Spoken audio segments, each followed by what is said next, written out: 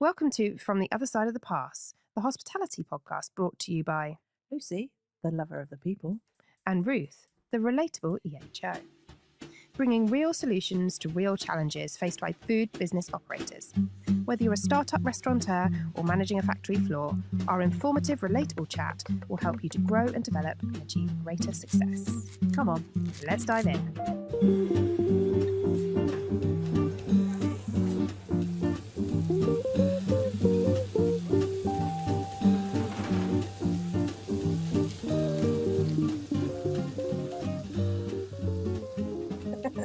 Hello and welcome to the latest episode of From the Other Side of the Pass.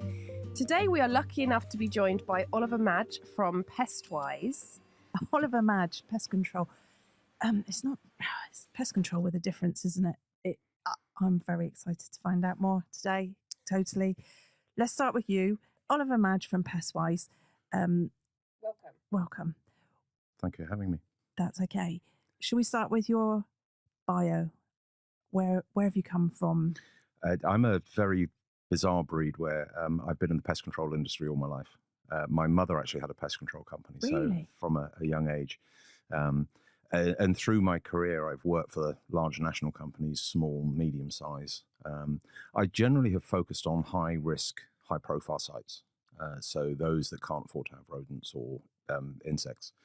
I have been a zero tolerance manager for let's say a fast food chain where it was zero meant no pest activity within kitchens. I've worked through technical safety. I've also been chief exec of the trade association. So I've understood the legislative aspect for the pest control industry. Okay. I think he's a VIP. Yeah. That's a lot, isn't it? It is. I knew we needed him on here. Yeah. Okay. Yeah. So that's so you're very pest control is in your blood then. Yes, you kind of, no pun, but you're bitten by it. You're either in the industry for 5 minutes or it's just the most fascinating thing that you could do. And for me, a lot of it is about solving problems and protecting brand. So it's not actually about the control. Control is just a nice word for what no one wants to talk about. Yeah, absolutely. And so that's where I see it from a different side. And that's what we're also looking to push and promote as well. Yeah, we're going to come on to that. I really want to ask questions now, but we will come on to that. Obviously, when people listen to this podcast, we want them to go away with top tips. So I thought we would do the top tips first. If they were running a restaurant, what should they look for? Hang on a minute. I can't see you. Yeah, I'm looking. It's looking through the right. That's better. Yeah.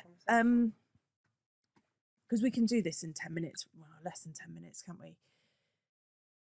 So let's briefly go for, how do you know if you've got pests?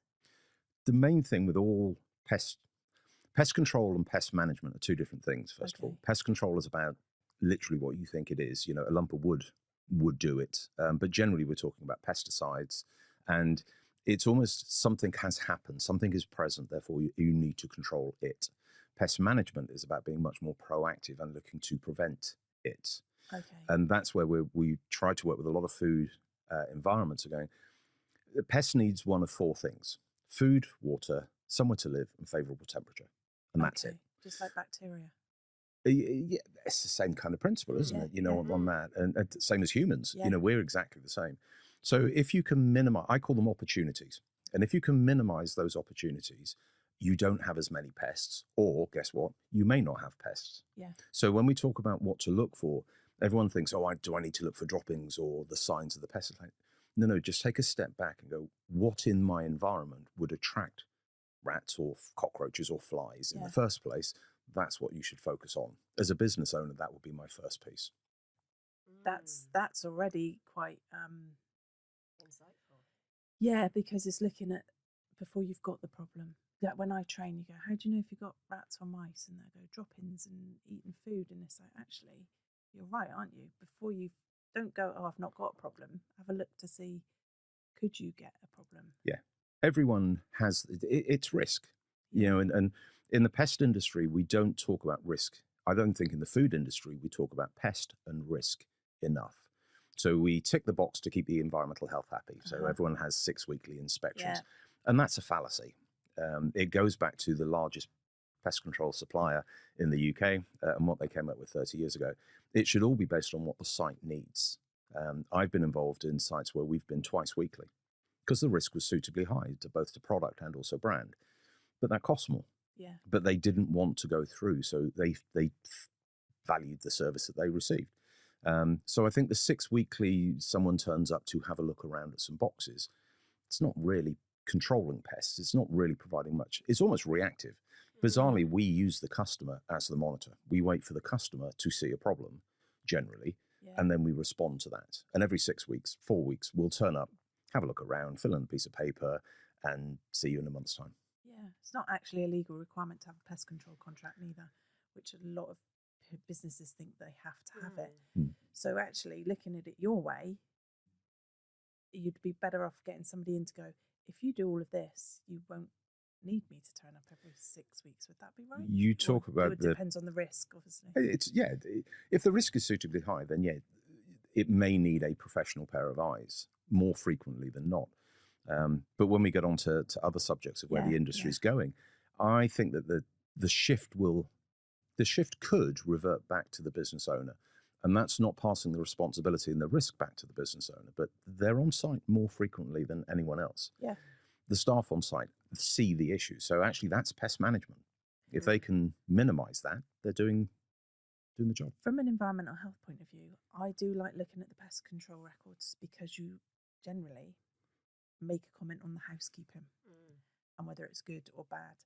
And that's really useful for us because if it's not very clean when we go around, and they go, oh, we're cleaning tomorrow, what? You go, well, actually, your pest control officer every 6 weeks is telling us it's not very clean. So that's useful for us as well, but not necessarily to solve the problem. Sometimes I'm a technical auditor, so we will go in purely with a pest management pair of eyes to go in, usually before the environmental health officer, just to dot the I's and cross the T's.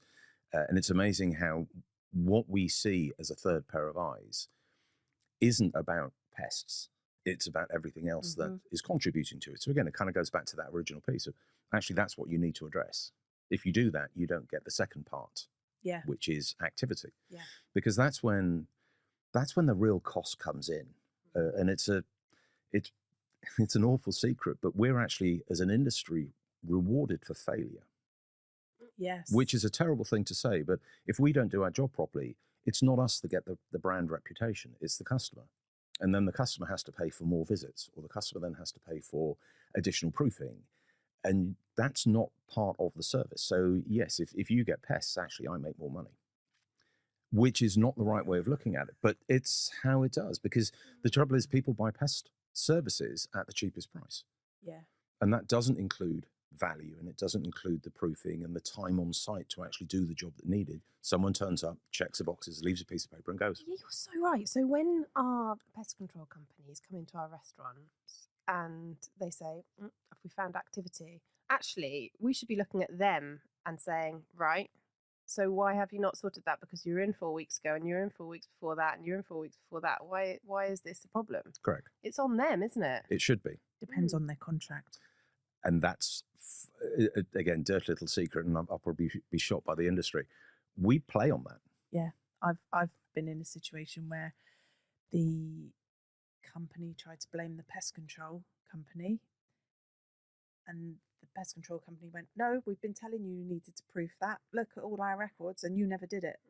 And the company like, no, it's in your contract. It's like, no, it's not in our contract. So it was the company's fault because we've told you there's a hole there. We told you needed to fill it, and you didn't. So it's interesting. In America, I studied bedbugs for, as bizarre as that sounds, but for a couple of years. Actually, in the run up to the London Olympics. So we thought Sydney had a massive problem before the 2000. Vancouver had a massive problem before the Winter Olympics. And we thought, coming to London, densely populated city, are we going to get the same issues? So we started to do a lot of research into how they moved and what the insect actually was. But what we found in America is that the hotel industry are taking the pest controllers to court with them. So that principle of it's not my responsibility, the hotels are going, no, we pay you to be pest-free or bug-free in this situation. So therefore you are partly liable for it. There is a very large supermarket in the UK that is now making their service company act on all recommendations. So if they say there is a hole and it needs to be filled, the customer is basically saying, go on then. It's on you. You're telling us that that's what needs to be done. We'll pay you for it, but then don't come back to us and say that there's a rodent infestation because of the hole that you filled in, which actually is really proactive. Because again, it's making the service company provide a service. It's more of a partnership then, isn't it? Yeah, absolutely. But it has to be a partnership. And I think partnership's a really good way of looking at it, because if you don't, it's not a them and us. Because otherwise, I as the service provider need you as the customer to act on those recommendations. Because there's no point in me writing it on a piece of paper, putting it in a folder, and then not looking at it for the next 6 weeks, because nothing gets done. Whereas if I can communicate with you and we have an understanding of what we're looking to achieve, well, actually, you reduce your risk. Comes back to communication, which is a running theme, isn't it, with us? Yeah, just quickly, I've had an example of businesses where they've got a problem, ongoing problem. They've been picked up by the EHO for having the problem. You look through their pest control records and nowhere is there any recommendations. And it's like, but the business got the blame for it, but the pest control company, nothing. No, but how can you have... They were like, but our pest control's not told us to do anything. So you've got to get the right company, don't you? You do. And I think it's the same across every industry, isn't it? Yeah, you get what you pay for. Bizarrely, as an industry, we are generally unregulated.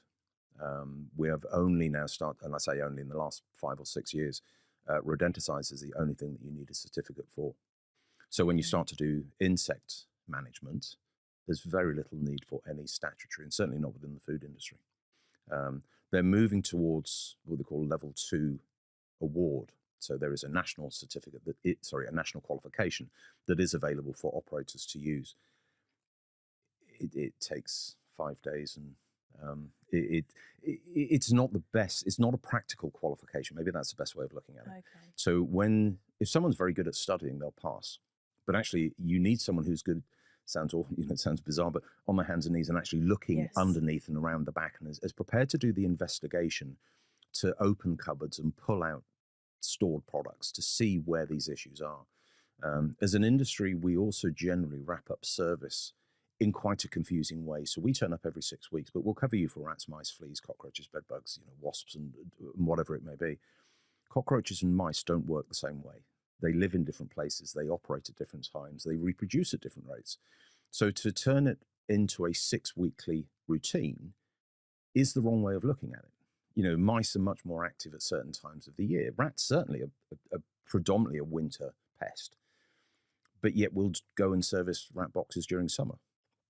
Houseflies are a problem during summer, but not during winter, but yet someone will go and service a fly killer in December. Well, what's the point?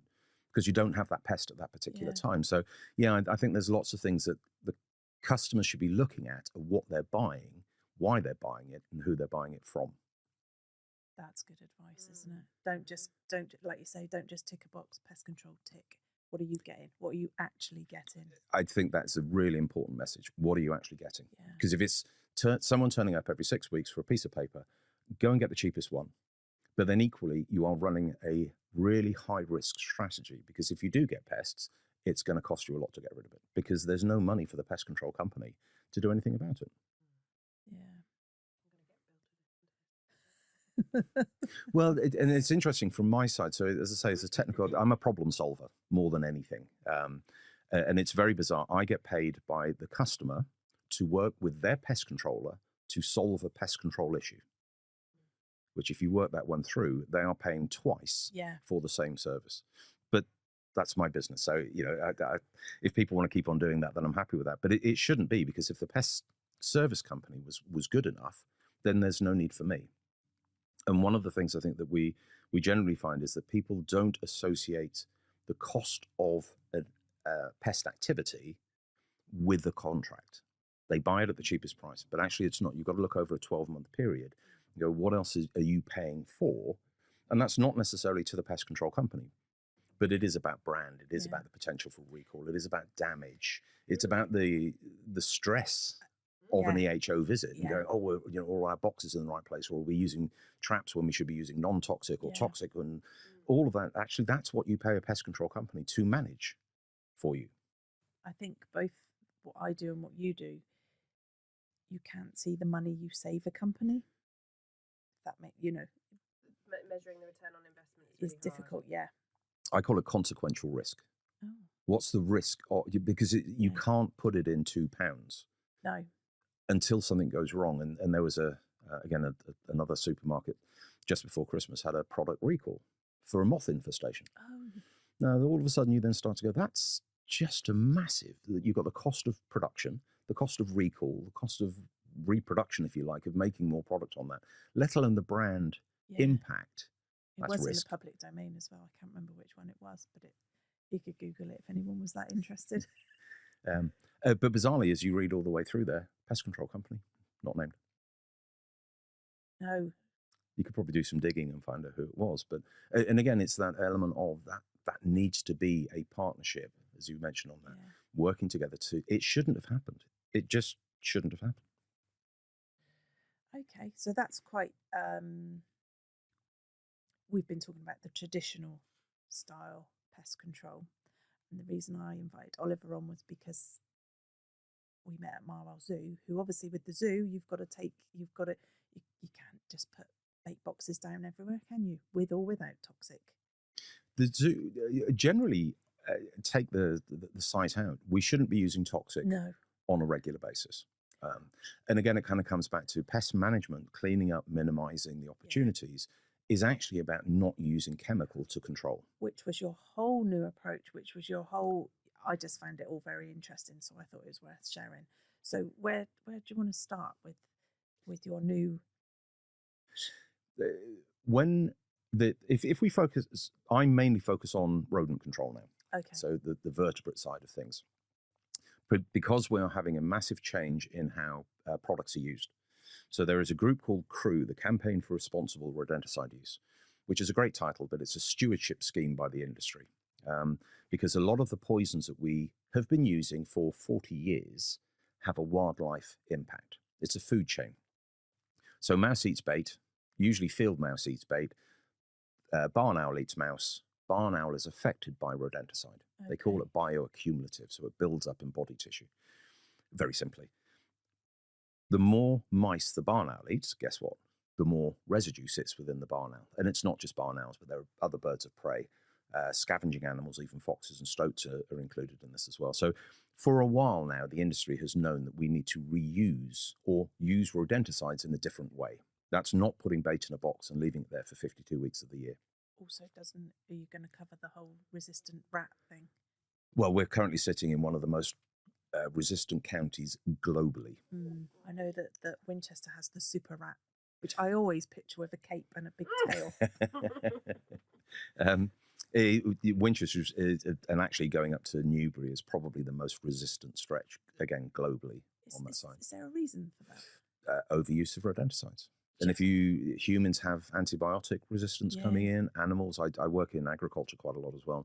Animals have got veterinary resistance coming in. But why Hampshire? It was first identified in Hampshire. Okay. It's now spread. Okay. We have quite a significant amount of resistance throughout the UK. Okay. So it's mainly rats in more rural areas. But in London, mice and anticoagulants, there's huge resistance as well. So it's just simply not working. They are eating. Overuse of the traditional rat bait. It makes you bleed out, so you can't clot. Your blood doesn't. It thins your blood, and you just bleed out and die. They die from internal hemorrhaging. Is the humane technical way under which it works. So they're called anticoagulants. There are two families, what we call multifeeds. And by their sheer name, the rodent needs to eat repetitively until it achieves a lethal dose. And then you have single feeds, which are more toxic. Now, we are the only country, or we were the only country in Europe that had an indoor-outdoor difference between the two. So you could only use multi-feeds outdoors. Okay. Sorry, you could only use single feeds indoors. So the higher toxic products were restricted in their use. That's partly the reason why we have such massive resistance, because we only had the weaker ones to use outside. Europe didn't have that. Okay. But Europe probably taught their pest controllers more effectively how to use the product so that they didn't affect wildlife. We generally didn't, because we didn't have any certification. And why did we not worry about leaving toxic bait out that just built up a resistance? No, don't bring out my cynical Okay, marketing okay. side. Okay. Yeah, I think there's lots of reasons. Okay. So we've got a situation where the rats and the mice aren't dying because they're like toughened up to this poison that they just get drip fed, rather than a massive, great big, you're dead now. A significant piece. There's more there's new rodenticides, and we'll come on to that when you mentioned the wildlife park. So yes, resistance is an issue. We also have behavioural avoidance. So urban lice went through something we call it behavioural resistance, where they couldn't digest carbohydrate. So the traditional rodenticides didn't work against them. So going back 20 years, we'd mix the poison with peanut butter. So a high fat content, high odour, and that then brought in a round of greater fats from rodenticides. So there's quite a lot that's contributing to it now. We're doing studies with one of the manufacturers where we're looking at it sounds really simple, but the milk that the mother produces to the pups will influence their feeding habits. If you think about it, it's a logical process. If we're doing some work on our stable, and the horses are fed a molasses-based diet. So guess what the rodents are eating? Molasses-based diet. So the milk, we believe, is going to be tainted with that. So the offspring are being nurtured onto their food source. So you then come along and put rodenticides down, they're not interested because it's not their diet. Now, I try and bring quite a lot of human terms into this, but if you're nurtured on salad, salad's your preferred diet. And if someone puts chips in front of you, you're probably not going to eat it. Now, conversely, if you're raised on chips, yeah, but it's that kind of principle is where we're then looking at it and it makes logical sense. Yeah, because that's what you're used to doing. So the change in attitude and the change in approach, coming back into, you were talking about Marwell, they obviously didn't want to use anything that was going to have an impact to the wildlife. Yeah. So this bioaccumulative effect from all the or both the anticoagulants. There is now a new rodenticide. Well, it's a reformulated rodenticide. It's called cholecalciferol, and it's not bioaccumulative. So it doesn't have a secondary poisoning effect. So when we first went to site, it was all about not using poisons, which absolutely is the right thing to do. There are certain times that you need to use poisons. So the first thing that we did, we actually recategorized how they looked at pest control or pest management. And we put it into a very simple 0, 1, 2, 3. So 0 is no activity. And that's good. Everyone generally considers no pest activity as a waste of money. No, that's what we're paid to do, is to have no pest activity. What we then did, we utilized the existing keepers. That was the point. They are on site every day. They are feeding the animals. They are looking at clearing up, taking away the food stocks, taking away any waste, looking at the building structure to see if it had been damaged, all the opportunities we were talking about. So if anything goes from a 0 to a 1, they're on it. They see it first. And it may well be that they can clean up, that they can do some proofing, and guess what? It probably goes back to a 0. Then in which case, brilliant. If it escalates a little higher, and it can do, seasonal variations can come in on that. It could even be with a delivery. And again, in the food industry, we often have deliveries coming in and literally the mice are being delivered with the product. There was I've got two stories of that. Cockroach delivery and a mouse delivery. The mouse delivery was from head office. It's from the central warehouse out to all their stores. I mentioned the fast food chain. We had a problem in central London with mice. And we had proofed the building, and I know because I had done it. Yeah. And we were still getting mice problems. And it was just, this is ridiculous. I can't work out. So we used to do a lot of night treatments. So we'd wait for the store to close. Then we'd have full access into the kitchen.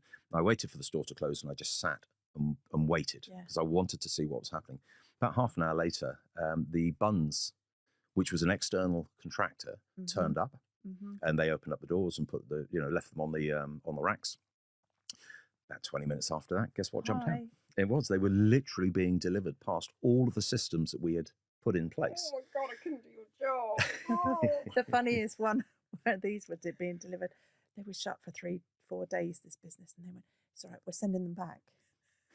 Oh, bit late now. I don't think you should send them back to where they came from, to your central warehouse.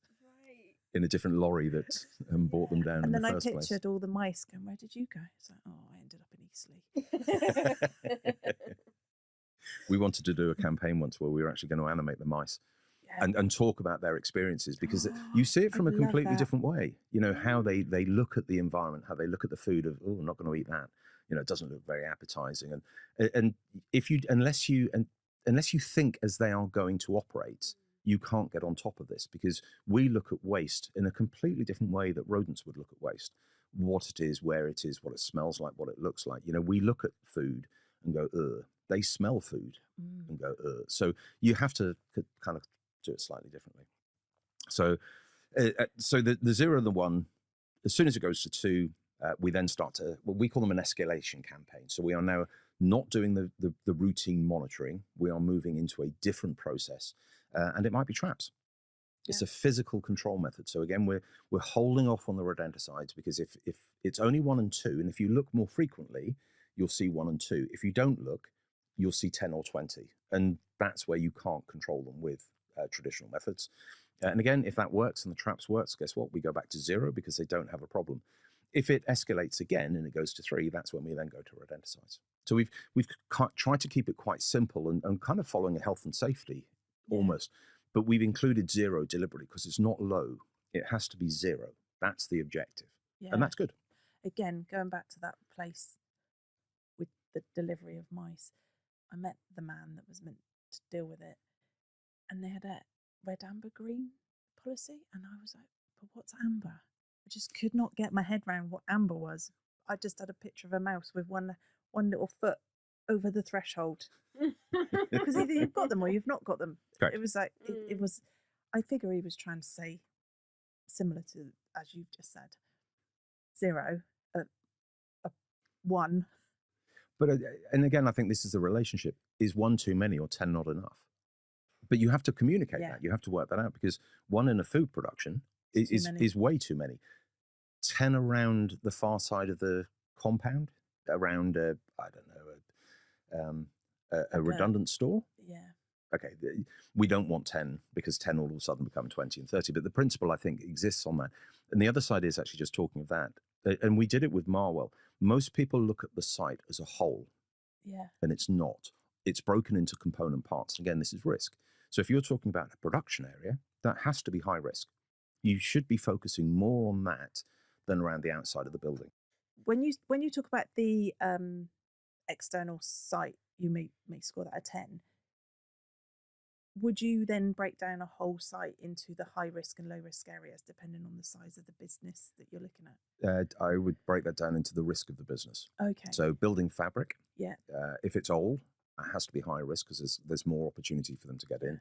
If they've had multiple extensions, you get this a lot in the food industry, where another warehouse, another storage, another building, and what they do is they've built over drains and sewers. Okay. And that invariably then, if it's not built 100%, if the sewers crack, that's exactly how the rats then start to come through. So yeah, it's always about building fabric. Risk of activity. So what are the neighbouring properties like? Are there streams, rivers, brooks? Is there a food industry next door that's not as good as its pest control? Because there's potentially always that risk coming through. And then the final part will be that brand protection. So, you know, if it's 0, then that's got to be the objective. Yeah. If it's less risky, again, define risk as you'd like to on that. So, and what we did with the wildlife park was actually look at those high risk environments. So they have food outlets. Yeah. So that was top priority, to make sure that nothing was there. And again, we worked with the staff on site, so they understood the principles of what they were looking to do. So it wasn't just someone turning up every 6 weeks going, tidy that. We were working with them and going, the reason why it's good to tidy that is because you don't get this. And if you don't get this, then you don't need to do that.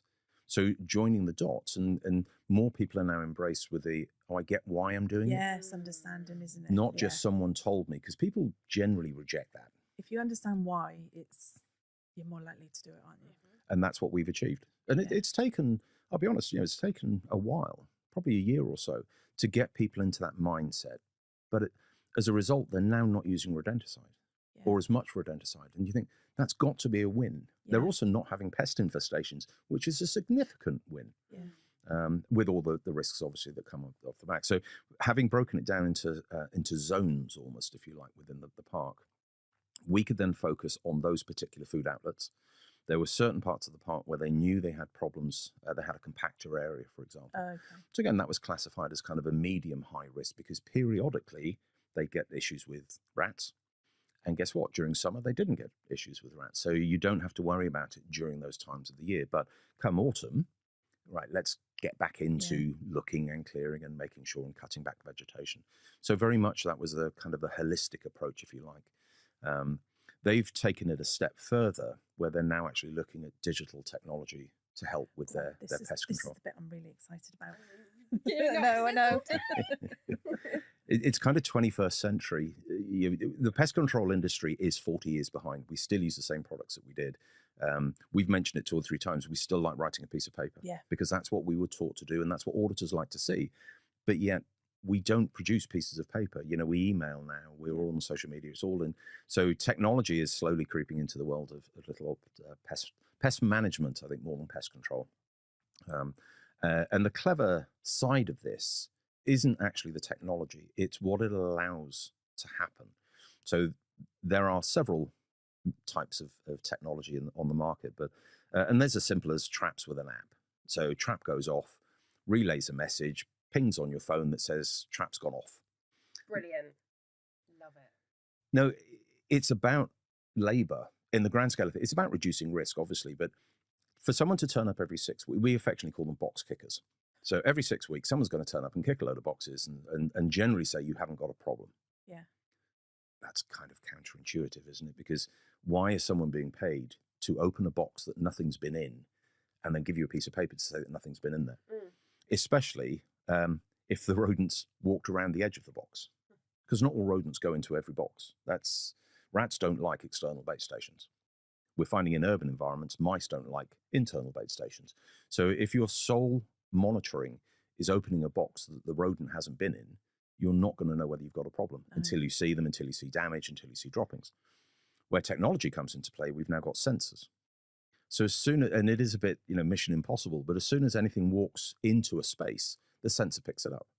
That relays a message back to the operator. So we're not waiting for the infestation to get out of hand. We're not waiting for the mouse to appear in a loaf of bread.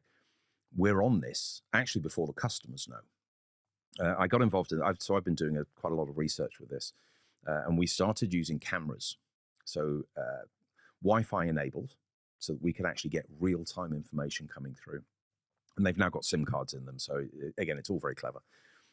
But we were having the pictures of the mice in the kitchen of an office block in London, and I live in Hampshire, and I could ring the customer 8 o'clock that morning going, by the way, you've got mice on the 3rd floor.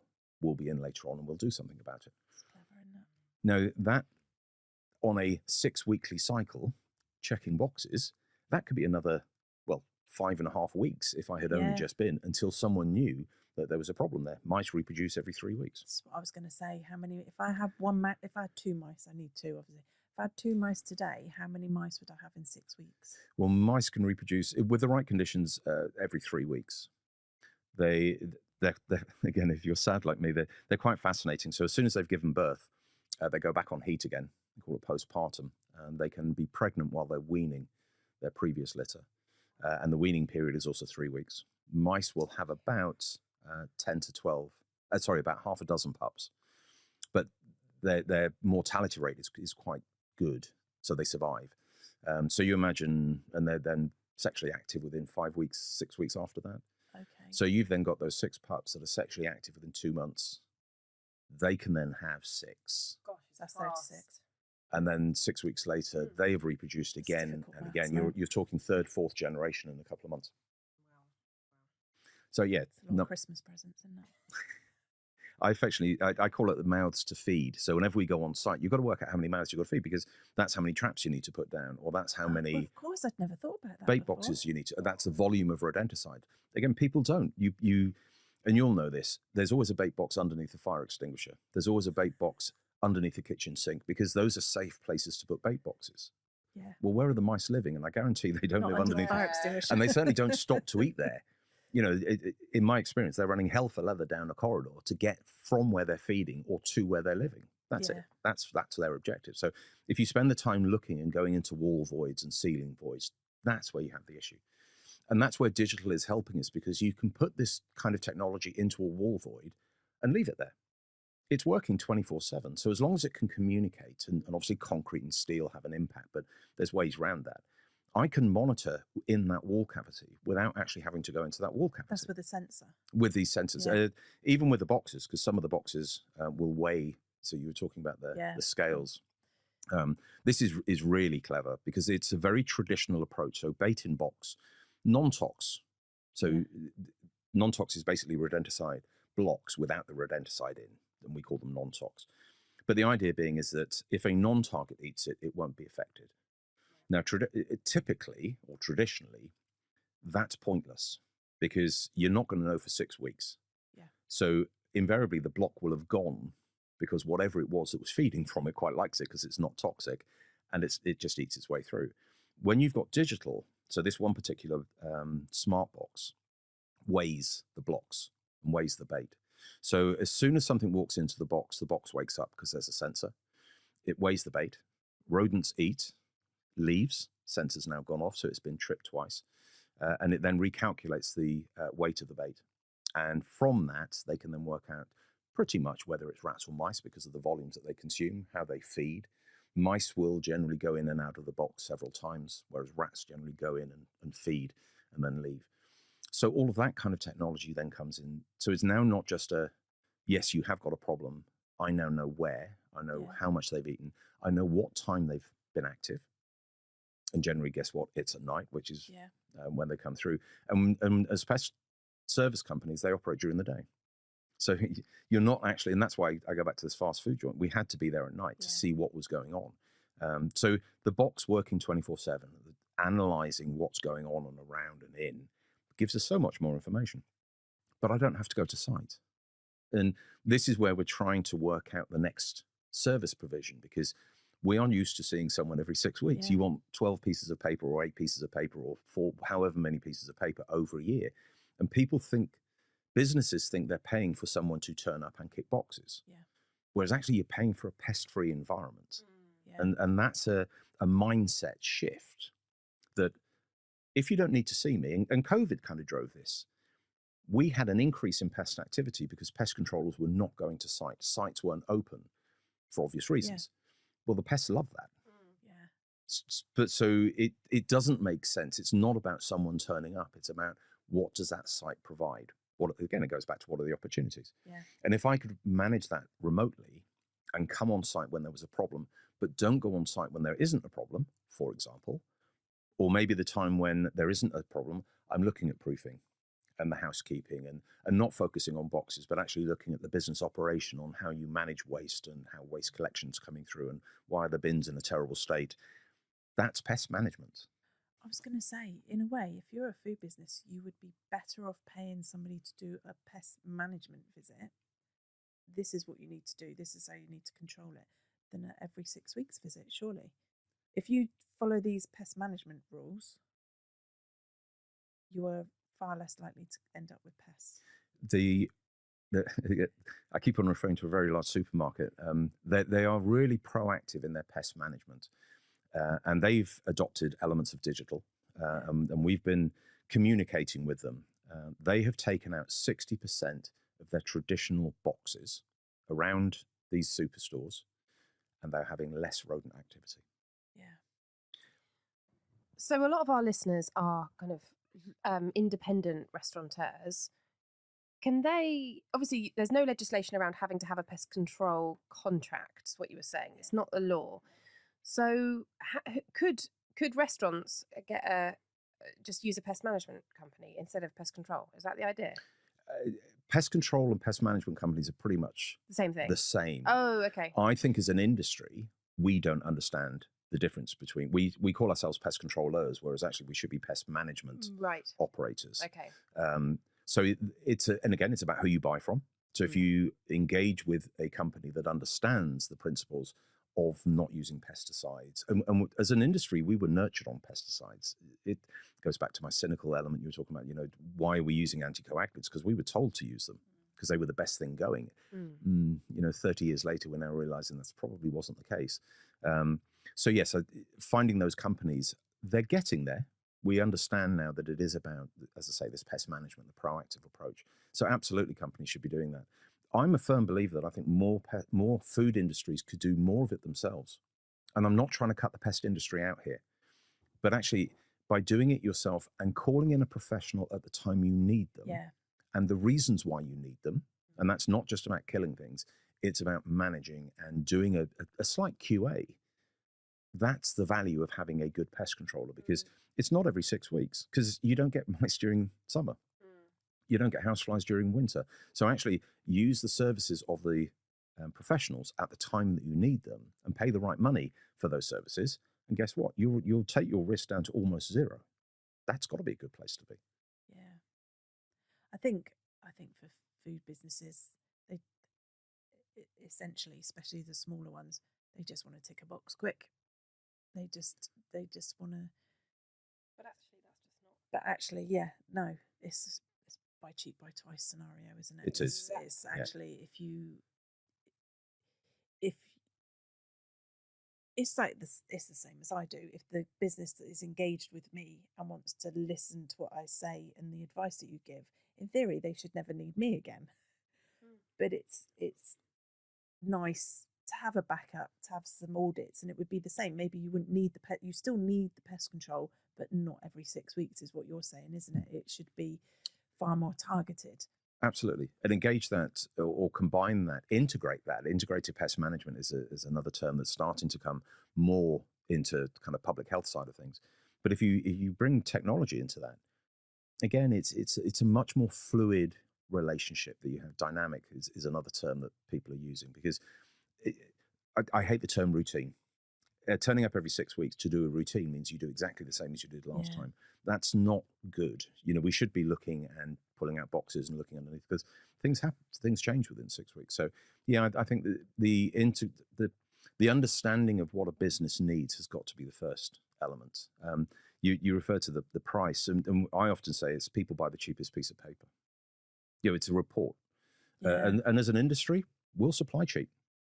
And I've seen customers, I've had experience where customers will jump from one pest control company to another for literally £10 a quarter because it's cheaper, but yet they run the risk. And again, we are rewarded for failure, because I'll do it for £10 less. But do you know what? If you get mice, I'm going to charge you a job rate, because it's not my fault, because you're not giving me the time to do what I should be doing. I can't give you the advice that you need to operate your business to reduce the risk. Get your inspection whilst you've got an infestation. Lose your 2, you're off Deliveroo. You lose your custom. Absolutely the cost of that. We had, and cost does, and this is where I come back to my consequential risk. The problem is, it is a negative. You have to prove that you don't have mice, which is quite difficult unless digital can help, because actually 24/7, nothing's walked across this floor. But if you can then start to bring some element of cost, we have one store that was closed for a rodent infestation, and they were turning over, and this is 20 years ago, but they were turning over £5,000 an hour. Oof. They were closed for a day and a half. Do the maths. Yeah, and that's the piece where there's another site that we're dealing with. They've had an ongoing rodent infestation. They've chewed through cables. They have disrupted product. It's taken the business owner. The business owner is stressed over this. Yeah. And they're paying cheap pest control. And you kind of go, well, hang on a second, that doesn't equate. We were operating with a company in London, and mice chewed through fibre optic cable in a business.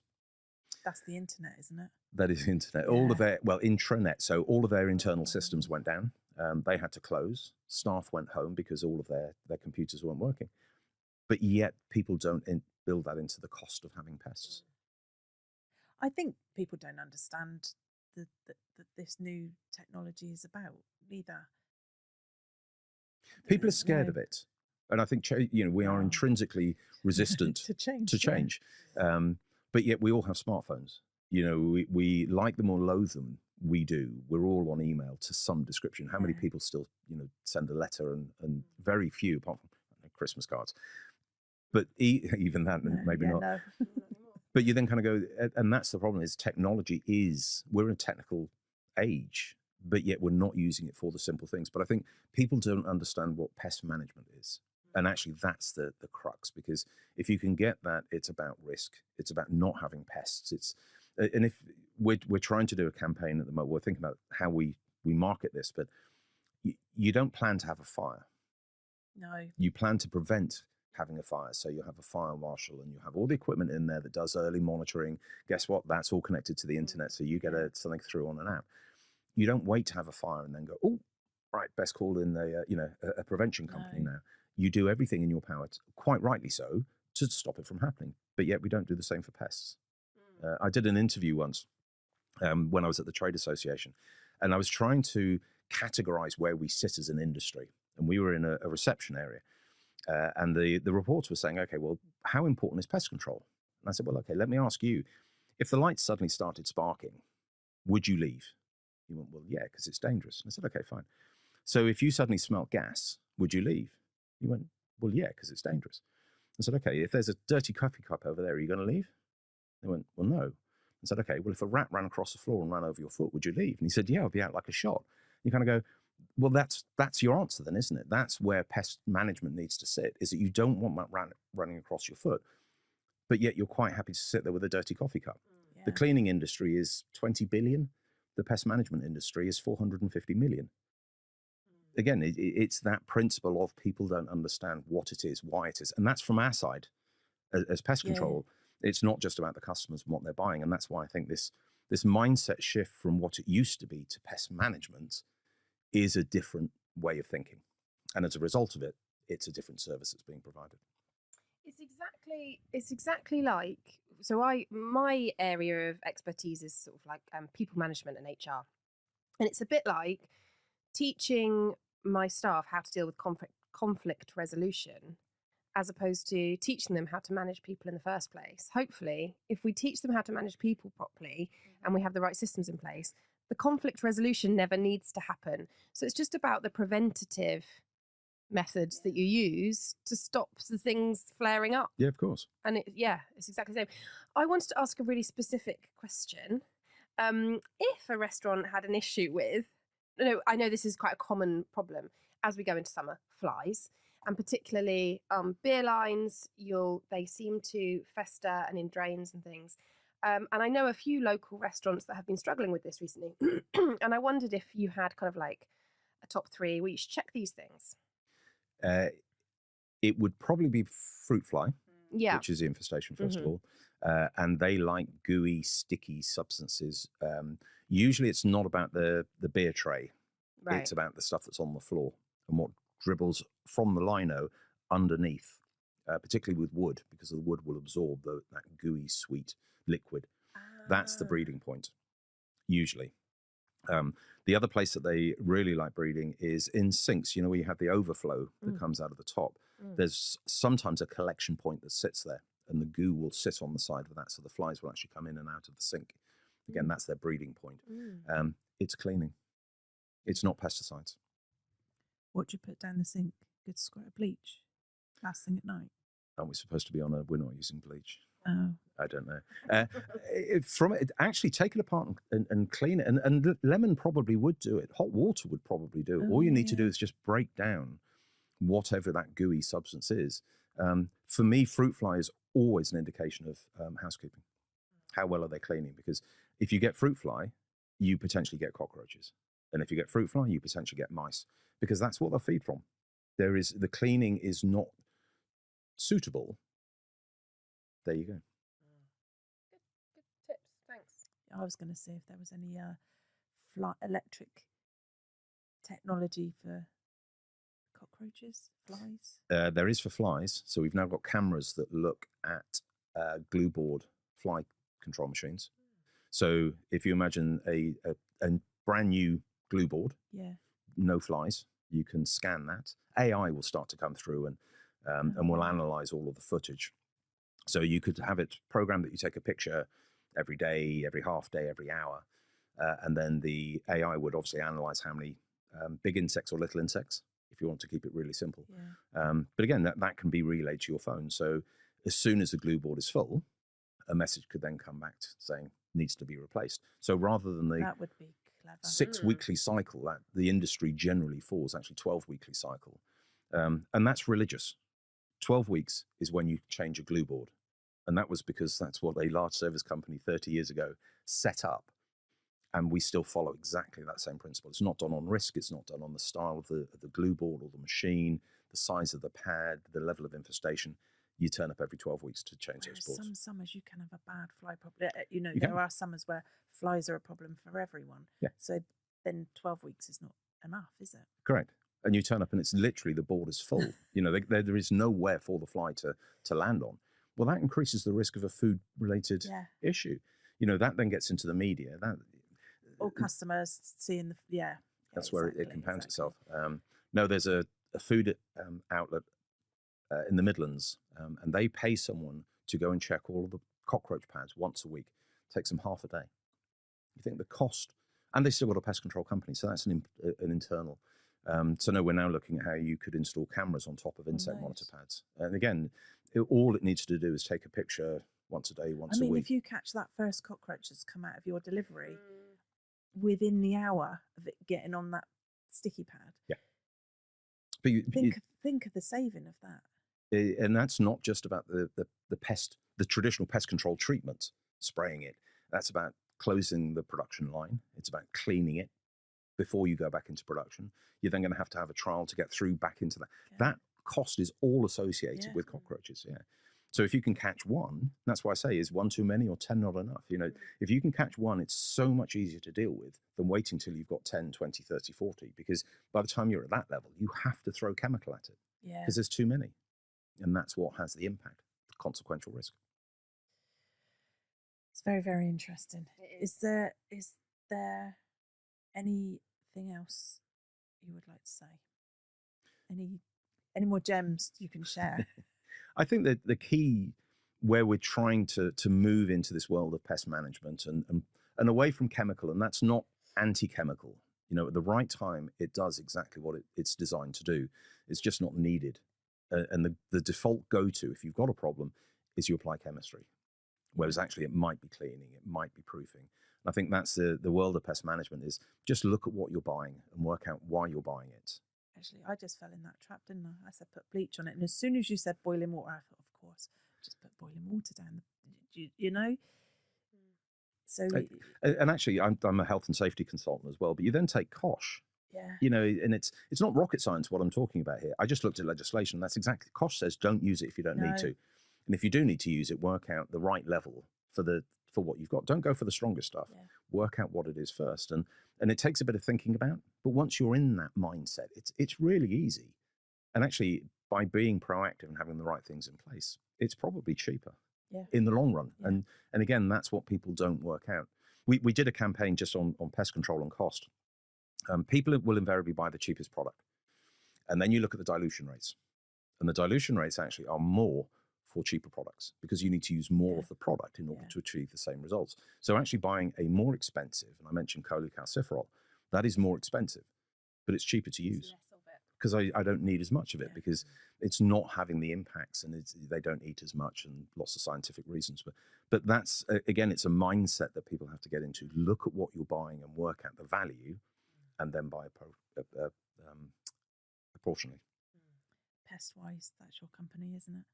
It is. Yeah. And we're also setting up something called Integrated or IPM Central. So we're trying to get a consortium of like-minded individuals. So who do they buy? Where do people go? And the advice that we can give. We're looking to do that as a community interest company. Oh, so that would be good. And again, it's not the commercialities to it. It's about best practice and it's about education and being able to put the right person in place. Because as an industry, I mentioned that we have the level 2 award, which means everyone does exactly the same. But it's not the case because urban and rural are different. Rats and mice are different. Cockroaches and mice are different. So if someone specializes in a particular field, it's really difficult for them to portray that because they're up against other pest control companies. Yeah. Whereas what we're saying is, no, these guys are specialists in pest management for carpet moth. It's just a random example, but actually they're quite specialized bed bugs. You know, they are a really specialized bug. And it's not just a case of throwing chemical at them. They operate differently, they feed differently, they reproduce differently. they live in different spaces. So you have to understand what that is. And again, buy something from the person who specializes and understands what it is that they're dealing with. So it'll be sort of like a directory of experts. That's what we'd like to achieve, yeah. Yeah, that would be good. And then CPD, this continual professional development, so that the individual can then demonstrate that they've kept their knowledge up to speed. So I think that's the key. Pest management is about planning ahead. Pest control is about reactive, and you don't have time to plan. You've got something running around, therefore you go to an internet search, and you're not buying from a pest control company, you're buying from a good IT company because they put you at the top of the list. Spend some time and actually do some research on who's in your area.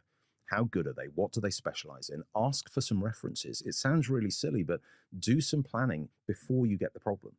Yeah. And guess what? As soon as you get the problem, you know exactly who to call, and they'll come and they'll solve it for you really quickly. Yeah. Well, thank you very much. Thank you very, very much. It's been really insightful. You enjoyed that, didn't you? More than I thought I would, if I'm honest. Exactly. I knew you would. So you're 5 minutes or you're in it for life. Right, that was very good. Thank you very much. Thank you worries. for coming. Pestwise is on the internet, correct? If anyone Pestwise.org or ipmcentral.com. Okay, go find Oliver there. Thank you very much. Thank you.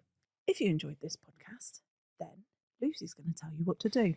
Please like, follow, and subscribe. You will never miss an episode, and you will make us very happy, ladies. Yes, we've got plans. Big plans. Thank you.